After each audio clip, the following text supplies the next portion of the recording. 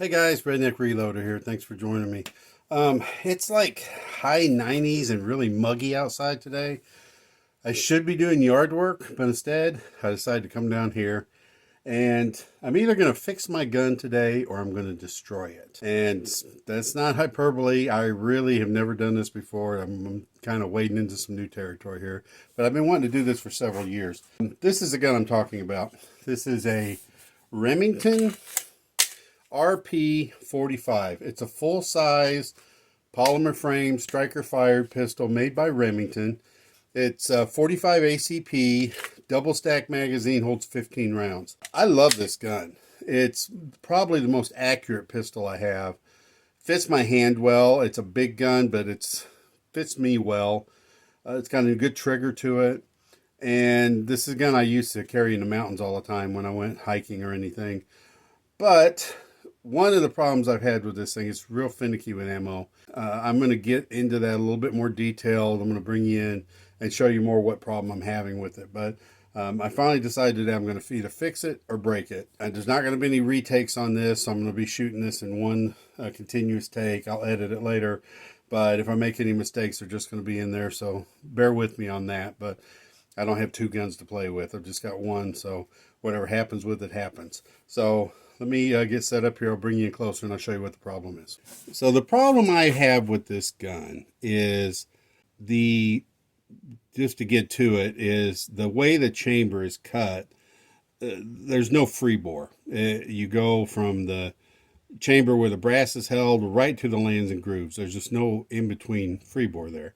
And so if you just take a piece of brass that's been resized and you drop it in, it fits in there nicely.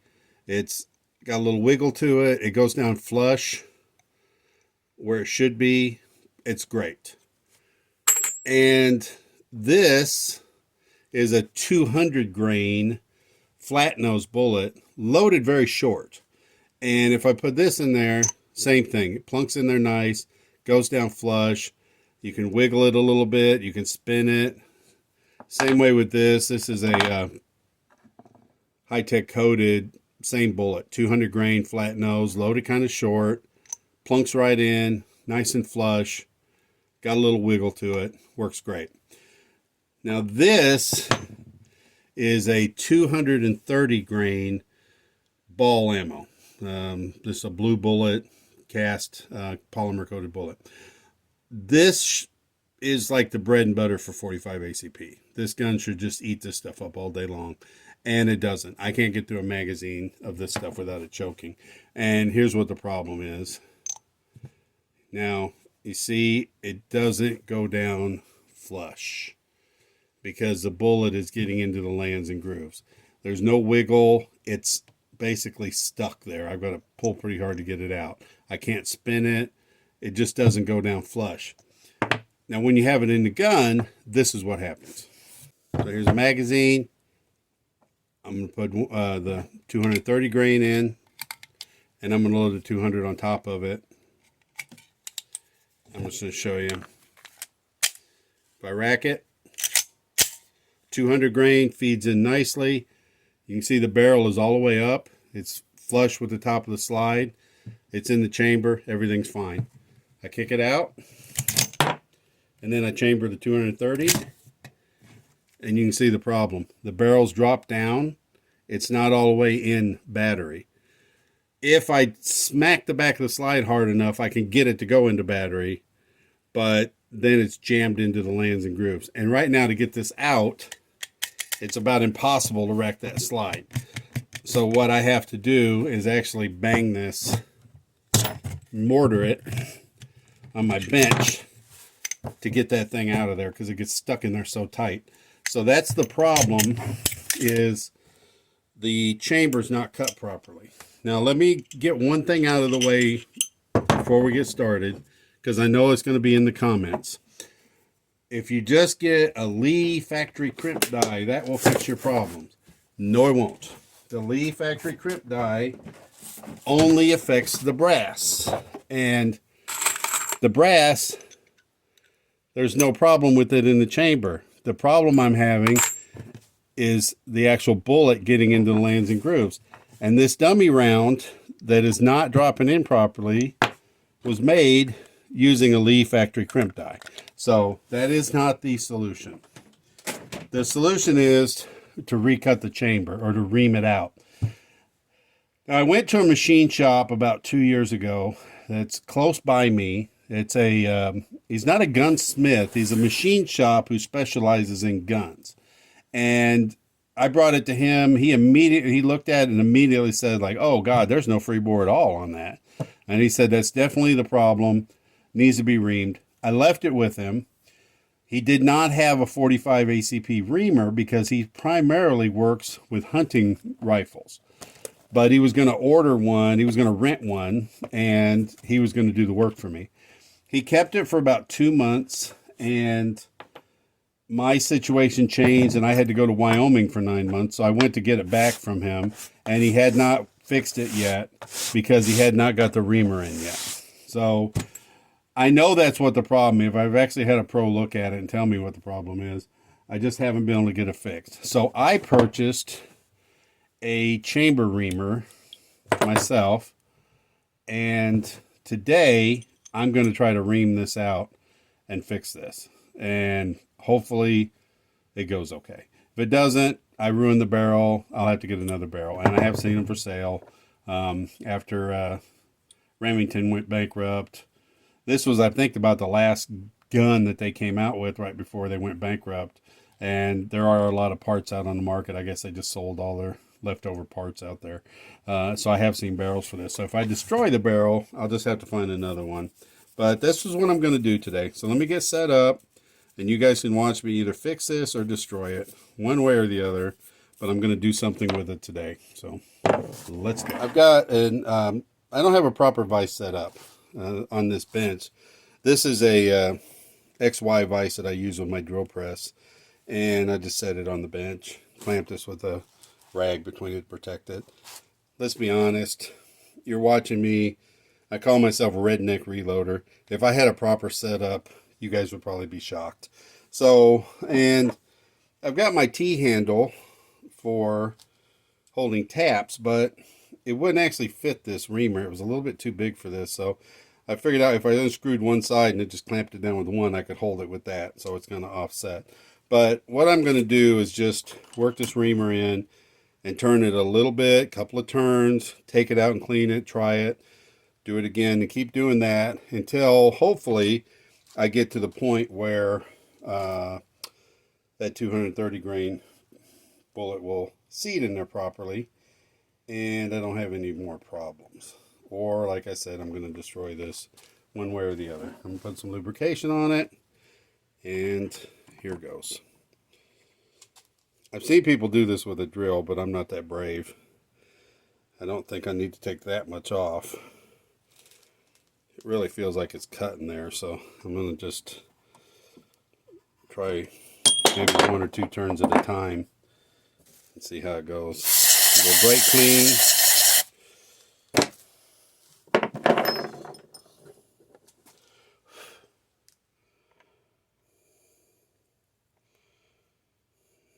Not there yet.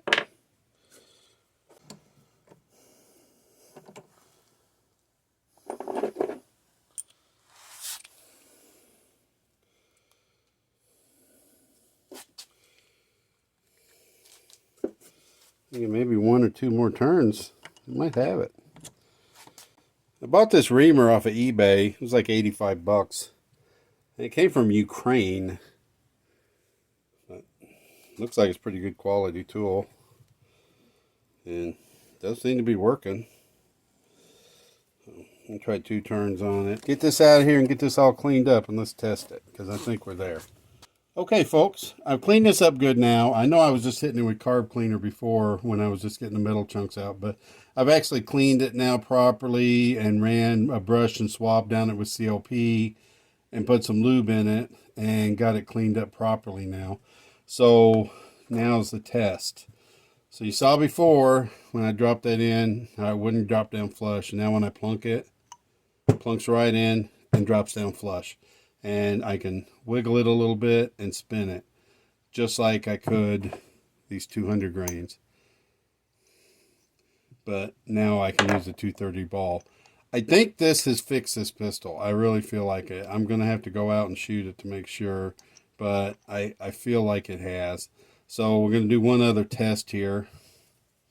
Bear with me. Let me reassemble this quickly. Okay, you saw before when I tried to chamber this how it wasn't going into battery. The barrel wasn't coming all the way up, and it was jamming in there. So let's try that test again. So dummy round in there, cycle it, and there it is. Went in there flush, chambered all the way. Let's see how it ejects. No problem, works perfect.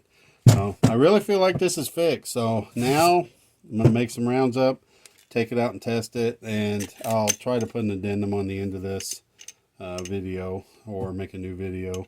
But this should have it fixed. So yeah, I was a little nervous about that. Never done that before. Worked with a reamer and worked with a chamber, but it's fixed a problem that I've had with this gun for years. So I'm really glad I did it. And thank you all for watching with me. I appreciate you. This is Redneck Reloader. God bless you all. All right, folks, as promised, we're down at the range today. I wanted to show you all this range. I just discovered this one. This is a pistol and muzzle loading range. And then on the other side of that berm, you can see the top there, there's a rifle range. But I didn't know this was here. Just found out about this. And like I've told you guys, I live in a communist state, but I live about 15 minutes away from a free state right on the border. And this is over in the free state. So I can bring anything I want over here and shoot it. And this is maintained by a county, so it's not real well known. And it is absolutely free of charge. Very nice range. So I'm glad I found this. So this is going to come in handy in the future. So now I can make some more shooting videos. So let me get you set up here and I'm going to show you what we're doing today. So I've got my RP45 out today. And I don't even have a target set up. I'm really just shooting just to see how this thing's going to work. My gut feeling is I might have to go in and take just a little bit more out. Ream that chamber just a little bit more. But we're going to try it today. I got 3 magazines of ammo here. This is the Blue Bullets 230 grain round ball that I had the dummy round yesterday when I made the video with. I went ahead and loaded some of this. This is a different type of round ball. It's high-tech coated, and I don't remember the manufacturer of the bullet. This is kind of old. I've had these for quite a while. I made these up before when I was tinkering with this, trying to make it work, and still had them loaded in the magazine. So I'm going to go ahead and shoot them up today too. And then this magazine, these are Everglades 230 grain plated round ball. I bought 100 of these a few years ago. Loaded a few up, tried them with the gun. They kept jamming. Threw the rest of the bag in a drawer, and it's been sitting there for years. And when I was loading these Blue Bullets up last night, I was in that drawer and I happened to see these. And I said, you know what, I'm just going to load up 10 of these, take them out and try them and see if they work any better now. So I'm just going to try to run these 3 mags through, see if they work. If I have any problems, if I know I'll have to go back and ream that chamber a little bit more, then I'll go do that. But I'm going to give it a shot. So here we go. We'll try the Blue Bullets first.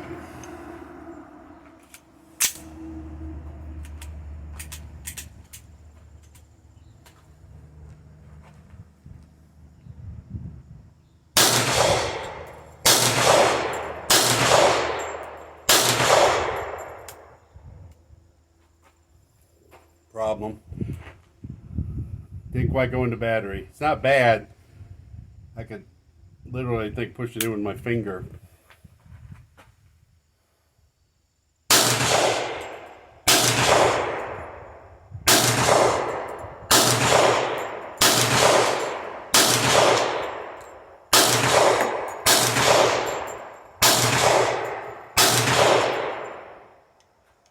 So, one little problem. It's not nearly as bad as it was, but I did have that one that didn't go into battery. So I'm thinking I might have to go back and just ream that chamber a little bit more, but it's okay. it's definitely improved. So I'm going to try these other high-tech coated rounds now.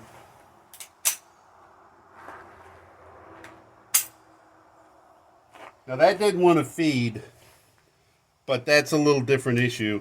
These are really short. Back when I was experimenting with trying to make these round nose bullets feed, I kept shortening them up and getting them as short as I could so that they would not get into the lands and grooves. But what I found is when I got them too short, which these are, then they tend to hang up on the feed ramp when you're feeding them in. So I might get some jams out of this, but it's probably going to be the feed ramp issues rather than problems with the chamber. I really just want to shoot these up so I can have the brass and load some others in it.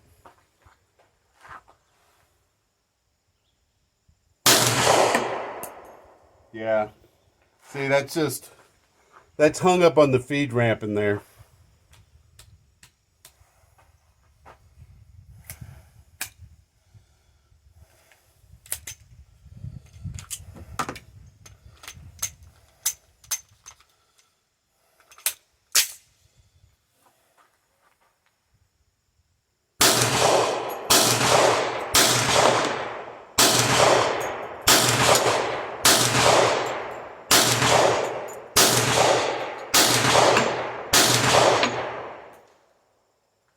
Yeah, see, that's another one. That's hung up on the feed ramp.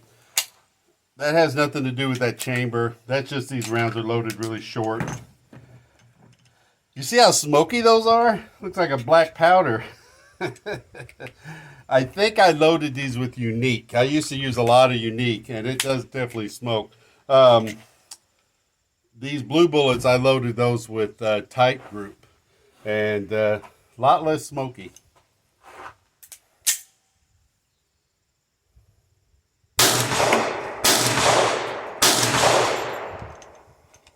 All right, so those didn't run good, but it wasn't because of the chamber. I was just shooting them up. These I'm interested in. These are the Everglades.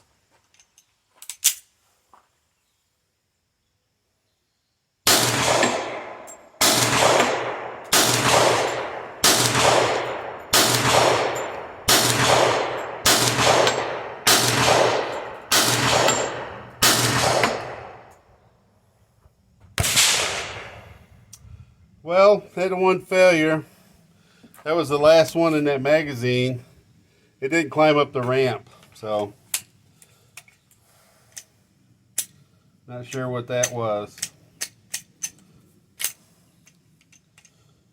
I'm gonna load it back in the magazine. Oh, I see. That wasn't an Everglades. That was a one extra round I had in. That's one of those short little high-tech coated ones.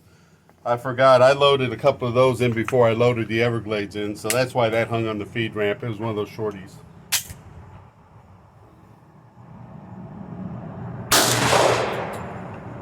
All right, so conclusions. Those short ones hung up on the feed ramp, which is exactly what I expected them to do. As far as the chamber goes, much improved, but still needs some work.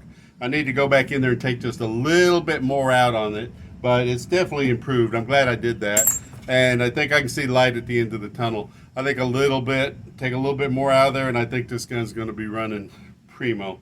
So, all right, thanks for watching, guys. Hope you didn't find this one too boring, and we'll be back out of the range some more in the future. God bless.